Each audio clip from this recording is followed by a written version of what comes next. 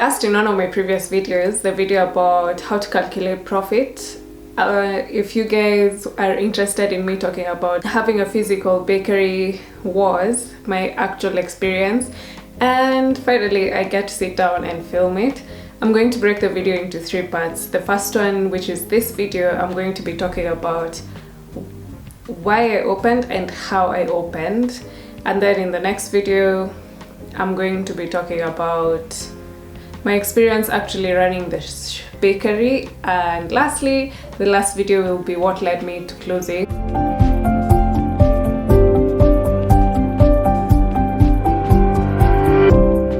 Why did I open my bakery? Back then when I started baking, in my life, I didn't know any home bakers. All I knew about baking was for you to be like a well-established baker, you had to have a physical bakery. All the bakers I knew, all the bakeries I knew of, they were physical stores. And I don't know if it's because the industry is much more saturated now or not, but back then in 2012, when I was leaving baking school, like to run a business meant to have a physical store. So when I graduated from uni, my goal from that day hence was to find a physical store, no matter how long it's going to take. They had this vision of having like the cake display, the big fridge with cakes inside and cupcakes. That's what my goal was. Because that's what I grew up seeing. Baker, that's what I knew about. If you were a baker, you had a physical store. That was actually the goal at that point, to have a bakery, to open up a bakery. And I remember even when I was writing my business plan when I started baking, my first goal was to have a physical bakery, which I'd run that store for approximately like 2 years and then start a chain of bakeries. And firstly, let me be honest, and I hope this person watches my videos, I told that to a friend that I want to open a physical bakery and then hopefully turn it into like a chain of bakeries. And their response was, I don't think you'd make it. I'm still not confrontational, but back then I didn't. If you said something negative to me, I'd internalize it and never speak about it. But now, if you tell me something negative, I'm very, very likely to respond with a very witty remark. When they said, I don't think you'll be able to open a bakery, I don't think you'll be able to like have a chain, my thought process was, Why? Like, if other people can do it, why can't I do it? When they said that, of course I felt bad, but this was a personal goal. It wasn't something people had told me, why don't you open a bakery? It was just something I wanted to do. So even if they said, you'll never be able to do it, I wasn't asking them for advice. I was just telling you, it was information I was sharing. So whether you say yes or no, you can do it or you can't do it, it's a me thing, it's a personal goal, so their opinion was invalid. Basically, that's all I used to see about it. The bakers I'd follow online, when we'd go for cake festival, everyone had a bakery, so I couldn't see how I would be the only one who didn't have a bakery. Little did I know, I'd hate it. But then I'll talk about that, I guess, in the next part. I also wanted to separate my personal life from my work life. So the goal was to have a physical store where if it's home time, it's home time. Like when I'm at home, I'm not working. Like to have, if I'm supposed to be at the bakery from this hour to this hour, yes, shop is open from this time to this time, but closed from this time to this time, then I would be able to say, I've gone to work, I'm going home. But when you work from home, there's no work-life balance, if I say so. Yes, even if I'm very strict about my working hours, like I want to work from 8 to 5, Tuesday to Saturday, here's the thing. If I'm working on, like say on orders on Friday, if I wake up Friday very lazy, technically at 8 a.m. to a client, it's work time. But to me, I might just be still in bed watching maybe a movie, scrolling on TikTok, and then, because I know I can do this later, and then at like 6 I won't clock out. I'll just tell myself, let me finish so that I don't have to wake up. and I'll be going until like till 11 p.m. midnight. I'll still be working. So that's one of the things I wanted to stop doing, like separate my hours. When it's home time, it's home time. When it's work time, it's work time. So having a physical store, that would have been much more possible than running a business from home. My next point for why is I wanted it to be a little safer for me to run the business. That feeling of insecurity when you're at home, because some people have no decorum, they have no manners, home training is zero. So I wanted to separate both, because at the shop, like, there'd be a physical barrier between like me and you, and also like it's not, as much as it's my bakery, it's not my personal space. I won't end up feeling like you're taking too long, like here in the house, etc. So I really wanted that feeling of safety while at the bakery. And my next reason for why I wanted to open the bakery was basically I had enough support. I had clients, I had family, friends, my immediate and extended family. They were all very supportive. So every time, like, people would tell me, your work is really good, your cakes are really good, you should open a store. Like, I was like, yeah, for sure, that's the goal. So the support I was receiving, the great feedback, really pushed me to wanting to have a physical store. So I didn't see why not to have it. So how did I end up opening my store? First thing, once I figured like I want a bakery, I started looking at every sign, every to let listing, like I'd go online. I'd spend hours on my laptop going through like places to rent out to. Like every time I'd go deliver something or go shop in town, anywhere, as long as it was in Nairobi, I'd keep like my eye out for the sign for to let, those things. I'd keep checking and checking, because as much as I had an idea of wanting a bakery, I still didn't know what exactly I wanted bakery wise. So I kept on going to check out places. That way I could like see how big a place do I want, etc. I'd call up all these listing agencies. Then my dad gave me a number for one of the agents he knew. So I called that guy, went to his office and told him, I'm looking for a place where I can put up a bakery. So if you ever find one, I'm not in a hurry though, but if you find one, let me know. This is around like Jan, Feb when I'm giving him this information. So it was more of, if you find one, let me know. I'm not in a hurry, but just let me know. I told my brother also, like when you're going to school, everywhere around, when you see a place to let, just take the number and then call me. But now, because I'd already told myself I'm opening a bakery, I was working consistently. I was taking orders like full time. There was never saying no to an order. Of course, no in the sense of, yes, in the sense of taking anything I can do. I was taking all the orders I possibly could to keep saving and saving. There was no rest. Every day was work day, Monday to Monday. I remember even when we'd go to church with my brother, like I'd come home, sell cupcakes to the kids around the estate. Like every day was money making day. My goal was to save up as much as I possibly can, so that whenever I find the shop, I'm ready to like, now imebaki, there's little money left for me to find to start like to open up my bakery. So I kept working, and then for like 4 or 5 months, I think from like Jan till like June, it was working and looking for places. There's a time I went with my mom, like my bro found, either my bro or me online, a place to let in Nairobi West.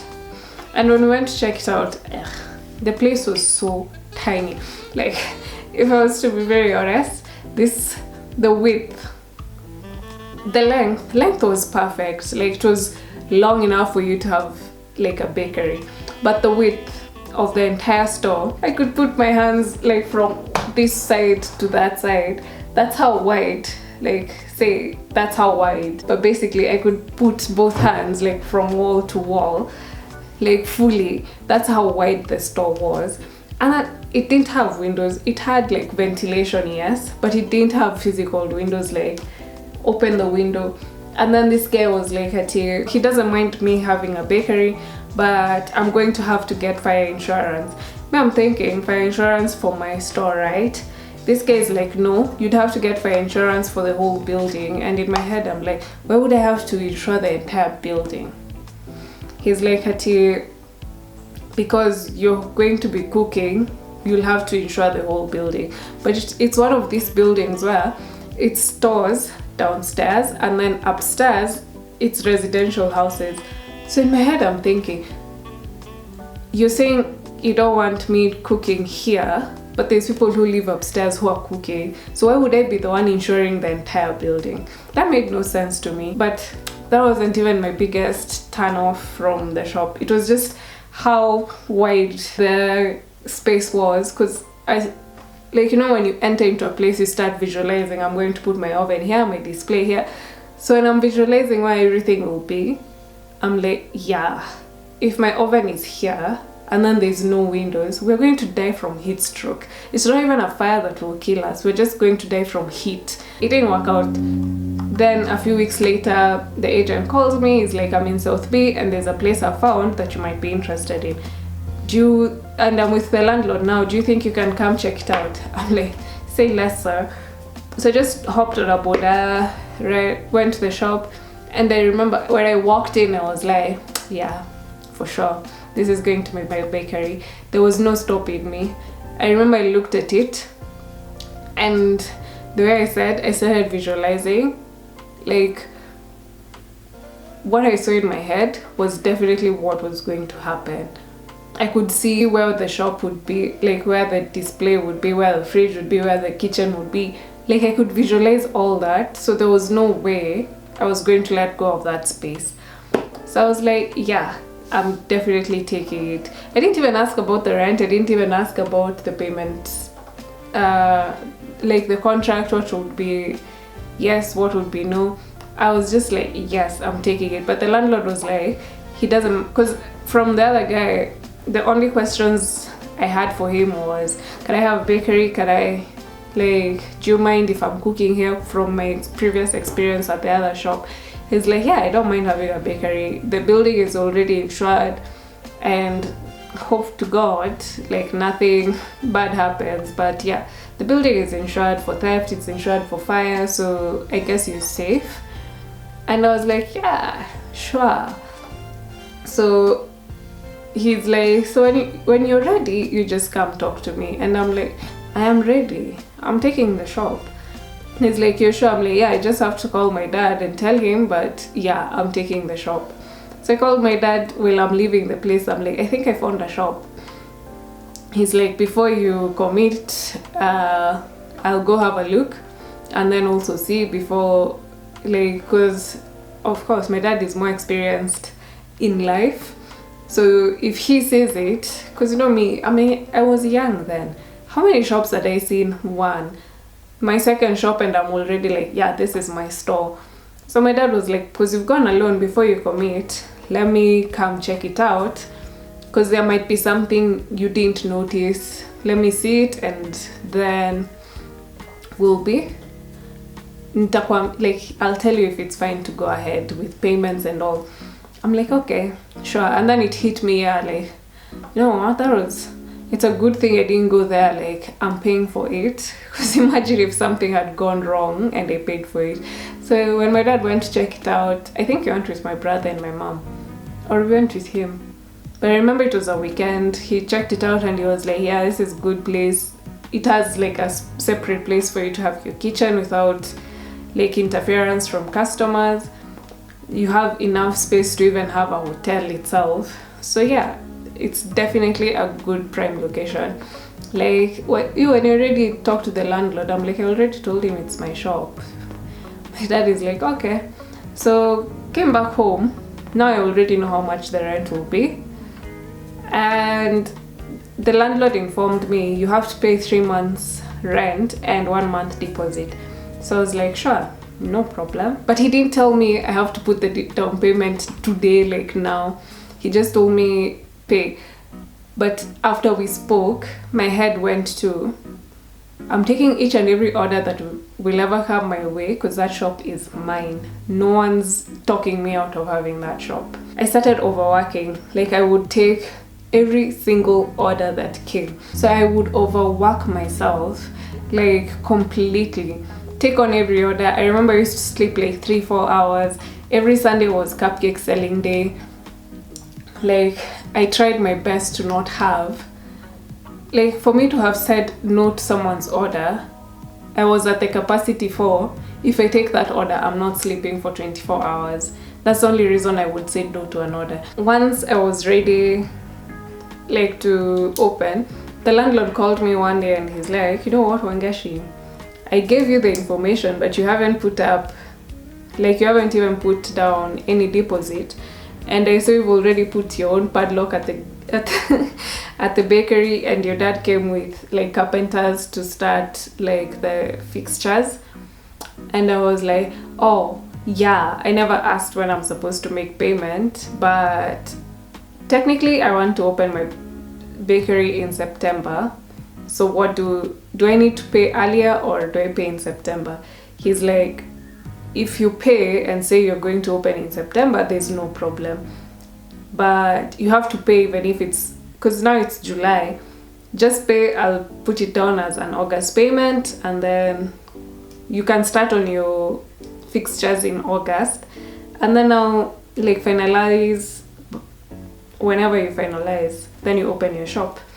So I was like, sure. July, took on every order. I remember I took on weddings, birthdays, graduations, all the orders.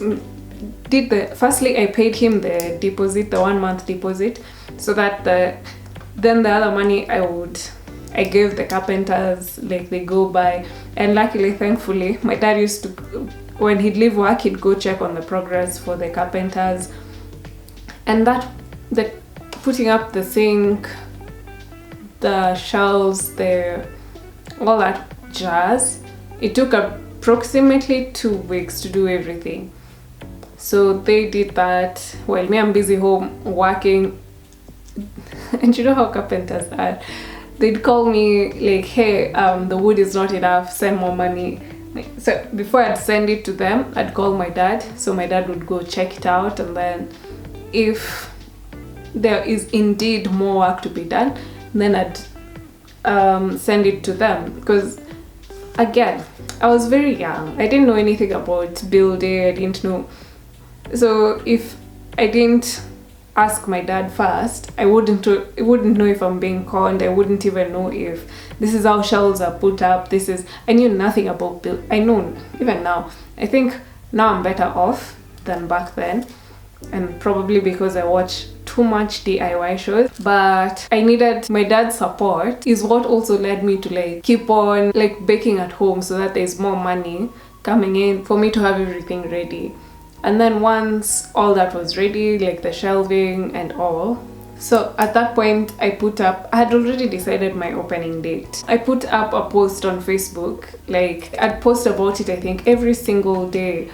I'd share it with like my WhatsApp contact list, so that my customers are now aware I'm no longer at home. Like I made everyone aware that this is happening. And this whole time I'm still like working hard so that this dream actually is realistic. It's not something I'm thinking of doing and then never actually get it done. So I kept on like announcing it, and yeah. And then now, next thing I needed to do was get an assistant. At first I wanted 2 assistants, one to do like front office, so someone who, they don't necessarily need to know how to bake, because all they'll be doing is like selling like to people who come in. And then someone else at the back with me for one main reason, someone to help me bake while I'm doing the deco work. So that's what I needed. At least a baker and a receptionist, or I guess, yeah, a receptionist and someone at the back. I don't mind doing deco. I hate baking, I don't mind doing deco. So that's what I was looking for. But then as the more interviews I did, the more I realized I can just get one person, whether it's front, I think it's my mom who said it, just get one person who'll just be mainly at the front, and then when you guys are not busy, you can train her, and then she can update her skill. So if you train her how to bake, eventually when you're financially in a good spot, you can get another person like to do the front. Like, do you get me? Do you get what I'm saying basically? Like, instead of having to find a new, like, 2 people, just find one person, then train that one person whether they know how to bake or not. If you find someone who can bake, train them like to perfect their decorate the same as you, and then so reduce the workload. Or find someone who just does front office but is interested in learning how to bake, and then now you'll train her during your downtime, and then if she wants to stay like to learn more, well and good. And then at that point, because if there's now 2 of you working, you'll make more money, and then you can now hire another 3rd person for the front. So that's what I ended up doing. Decided, yeah, I'll get one person, did interviews, got someone, and now I was ready for that day. Like, everything, we had already, my brother and my sister, we had already gone to the shop several times to like drop things. And something I haven't mentioned, when I was looking for a bakery, I was fortunate enough to have bought, before I started looking for a bakery, I already had a big mixer, I already had an oven, and my mom, like where we put my oven, my mom had gotten for me like a stand for it. So I didn't need oven, I didn't need a mixer, I didn't need cake tins. Basically, when I was opening my shop, I only needed money for salary for whoever I hire, and rent and stock. Electricity, overheads, those are the things I only needed to buy. I didn't need to buy like from scratch like a big oven for a bakery, a big mixer for a bakery. Those things I already had. So the only big equipment I needed was a fridge and a display.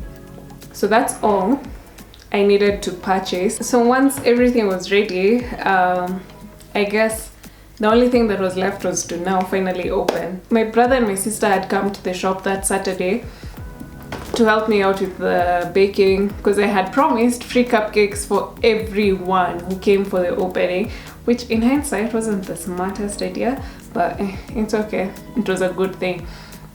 So I had promised free cupcakes, and I wanted to have like cake slices, no, I didn't do some more.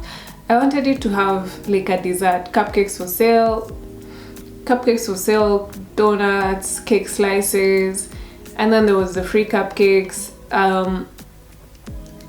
Since I had advertised for that, so my brother and my sister had come to help me with the baking for that on Saturday, like to ensure everything was perfectly ready. We were leaving the bakery at like 10 p.m, 11 p.m. with the entire family, me, my brother, my sister, my mom, my dad, we were all there. Everything now was ready, went home now to sleep, and then open up the next day. So Sunday, I remember I had asked one of my cousins to come help me out with the bakery that Sunday, and she was like, sure, I'll be there before 8. This girl showed up at noon. What time is the opening? At noon. This girl showed up when guests were arriving. But anyway, I forgive you, Mercy. I've moved on. So on that day, yeah, but I remember my cousins, and when I say my cousins, I have a very, very big extended family, came for it. Like, so many people came for the opening, my mom's friends. And since I'd posted on Facebook, people I had never even met. I remember that's the first day I met Beata. That's the day I met Lucy of Hamira Treats. I met so many people, and this was all through Facebook, because at that point I don't think I was active on Instagram, and now I'm not even on Facebook anymore. People came to support. Like, that's the first time I saw how internet, like the power of the internet, because I think we'd made like 300 free cupcakes, and all 300 cupcakes, and we had said 1 cupcake per person, regardless of how many flavors we had. It was 1 cupcake per person. So even if someone had 2 or 3, which I wouldn't be, it's still a huge number of people. Say everyone had 2 cupcakes, that's 150 strangers plus family having something and you've never met them, that's a lot of people. I remember there was so many people inside where they're supposed to be buying. We had gotten seats because my mom came with these seats, the plastic seats, because there was so many people, so they were seated outside. And then you know that thing for when you go somewhere and see a crowd, you also want to know, okay, I'm not those people, but most people, when they find a crowd, they want to see what's happening, what's here. So many people were coming. And there's this one thing I hadn't even considered. Where my shop was, if you'd ever come to the shop, was directly across a church. So when church ended, more people had come because I had the sign for, I don't know if I have photos, free cupcakes for everyone. And then now they'd come in, we sold out everything. I remember Grace Murugi of then Cakes and Cakes. She came and helped me out because she had a bakery. I learned from her school. She came, she was the one who was, and thank God she came, because me, my sister, my brother, we got so overwhelmed at some point. But when she came, I remember she got there before we opened the doors. And the reason we were late to open was, as we're at the back, she's like, we can do this. You keep baking, you don't have to, because in my head I was like, I need to finish in the kitchen so that when I open the doors, when the doors are opening, I'm there. She was like, is it really important for you to be at the front? I'm like, no, it truly isn't. She's like, since it's more important for you to bake, like to ensure everyone has something, you can stay behind. Let's sell for you, and then when you get a moment, even if it's 2 seconds, just come to the front and say hi. Don't keep people waiting even longer. I was like, sure. Then I think we'd said we'd open at 11 and then ended up opening at like 12:30. She's like, don't make people keep waiting because it will reflect poorly on you in the long run. So her and my sister went, opened, started serving. Then they come back like a few. I remember I had baked in the morning because I got to the bakery at like 6 a.m. So I had already started baking. Cakes were baked, just not decorated. So she comes to the back. She's like, we've sold out on these cupcakes, we sold out on this cake. Do you have more? I'm like, cupcakes, yes. She takes the cupcakes, pipes for me, quickly takes them to the front. My sister can pipe a little, so she also helps with the piping. And this isn't the free ones, this is the ones guys are buying. So they're selling out, and now I'm panicking because I'm like, I didn't make enough. I didn't expect this many people to show up and buy. But my sister is like, you'd rather sell out than not sell anything. You're lucky people are even buying, because if the free things are still available, it means people are actually here to support you. So I think at that point is when I took it positively and I stopped being bothered too much. But then things like donuts, the dough was ready, but I hadn't had time to start frying. And then I don't remember something, I think the oil wasn't enough. Yeah, we got a bigger sufuria to fry the donuts because now my friends are there, everyone's helping me out. And then we realized we don't have enough oil. My friends are like, you stop thinking about what we don't have. My friends went to the supermarket, that time it was Nakumatt Mega, bought me everything I needed, like strawberries, oil. Like we'd run out of something and one of my friends would be like, I'm on my way to get it. Like, you stop focusing on things you can't control, us will do it for you. So it became like we sold out I think 3 times, because I remember like every time something would be selling out, that's when I'd go check to see how everything is, say hi to people. And it hadn't even hit me how many people were there until my dad told me he's with his friends, I think, or I don't remember, he was with someone, so they called me to go like around to the front to say hi to the people who they'd come with. And when I got there I was like, why are there so many people? And if you know me, you know how shy I am in front of like a crowd. So I was like, yo, there's so many people. I saw people, like guys I went to high school with, they had come, some had even not forgotten, but you know, people you don't directly speak to on a day-to-day basis, or even like since you finished high school, maybe you've never even spoken, you just follow each other on social media, and the end they had showed up. They had come with their friends, with their relatives. Like, it was packed full. And yeah, basically it was a very, very successful day. Would I want to experience such a day again? Yes and no. Yes, in the sense of it gave me hope about the future I was heading to, and no, in the sense of I don't want to be that overwhelmed again. But in hindsight, now looking back, I'm much more experienced, and because of what happened then, I'd be smarter about it now. I wouldn't go for an opening thinking we'd be there the whole day. I would just go with the mentality for we are going to have 6 different flavors of cake, this size of cakes. If they sell out, they sell out. No making more. If we have 100 cupcakes, if the 100 cupcakes sell out, the end. If 100 donuts sell out, the end.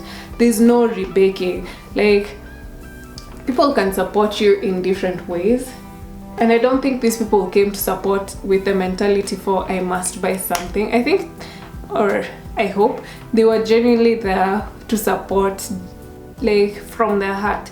And I remember this client, one of my clients came like to support, and he wanted like a full cake for his family because they couldn't come. And when I told him, well, there's genuinely not enough cake, even if we take, like, because I'd made 8-inch cakes, even if we take 1 slice from each, you wouldn't get a full cake still. And he's like, that's not my problem, I'm paying now, you bake. Even if I'll pick up the cake tomorrow, it's fine. And I was like, okay. And then when people saw me taking like my order book to write it down as an order for tomorrow, I got more orders for that entire week. And my sister was like, yeah, it's a good thing you opened the bakery. And yeah, I'm very proud of myself for that moment. Would I do it again? I don't know. Where I am as a human now, I don't think so, but I don't know. I'm a firm believer nowadays in never say never, because if there's one thing life will show you, it can. But yeah, it was a very beautiful, eye-opening experience, and I think it did shape who I became as an entrepreneur, as a baker, that experience. If you've noticed, I mentioned I did interviews and found an assistant, but I didn't mention my assistant being there on opening day. So tune in for the second part where I tell you what happens to the assistant and what happens to me 48 hours after finally opening the doors to my bakery. That's it for this video, and I'll see you in the next one. Bye!